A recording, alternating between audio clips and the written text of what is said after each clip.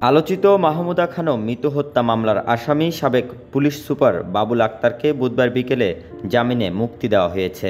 বাবুল আক্তারের জামিনের কাগজপত্র যাচাই বাছাই শেষে তাকে মুক্তি দেওয়া হয়েছে বলে জানায় চট্টগ্রাম কেন্দ্রীয় কারাগারের ডেপুটি জেলার মোহাম্মদ ইব্রাহিম। বিকেল 5:30টায় চট্টগ্রাম কেন্দ্রীয় কারাগার থেকে বের হয়ে আসেন তিনি। এ সময় কারাফটকে উপস্থিত ছিলেন তার বর্তমান স্ত্রী মুক্তা। তিনি নিউজ নাওকে বাবুল আক্তারের জীবনের নিরাপত্তা নিয়ে তারা শঙ্কিত বলে জানান। তাই তারা মুক্তির খবর পেয়ে কোনো রকম সময়ক্ষেপণ না করে আগে থেকেই কারাফটকে অবস্থান করছেন।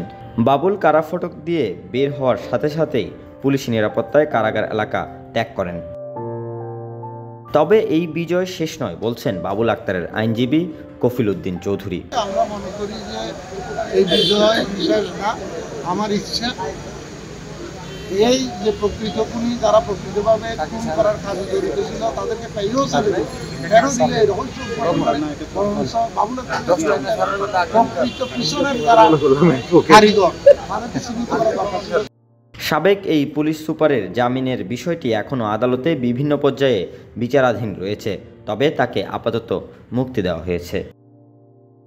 Desk report, news now 24।